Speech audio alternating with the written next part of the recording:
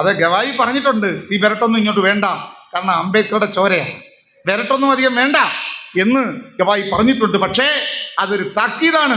ഇനിയും മുന്നോട്ട് പോയാൽ നവംബറിൽ ഒഴിയുന്നതിന് മുമ്പെങ്ങാണം വോട്ട് കൊള്ളയടക്കം. ബീഹാറിൽ സെൻസസ് നടന്നു. ആ നടന്ന സെൻസസിന്റെ അടിസ്ഥാനത്തിൽ പിന്നോക്കക്കാരന് ഒരു പുതിയ ബോധം ഉണ്ടായാലോ, ആ ബോധം വോട്ടായി മാറുന്നത് തടയാനാണ് 68 ലക്ഷം ആൾക്കാരെ വെട്ടിക്കളഞ്ഞത്. വോട്ട് കൊള്ള, ക്വിക്ക് വെരിഫിക്കേഷൻ, SIR ഇവിടെ വരുമെന്നാണ് പറയുന്നത്. എന്ത് SIR? ഭരണഘടനാ വിരുദ്ധമാണ്. അതുകൊണ്ട് ഇന്ത്യൻ ഡെമോക്രസിയെ പ്രൊട്ടക്ട് ചെയ്യണം. നമ്മൾ സെൻസസ് പറയുന്നത് ഒരു സമുദായം എന്ന നിലയ്ക്ക് ദളിതരുടെ കാര്യം മാത്രം പരിഹരിക്കാനല്ല, ഇന്ത്യ എന്ന് പറയുന്ന രാഷ്ട്രം നിലനിൽക്കണം. ഈ രാജ്യത്ത് ജനാധിപത്യം യാഥാർത്ഥ്യമാകണം.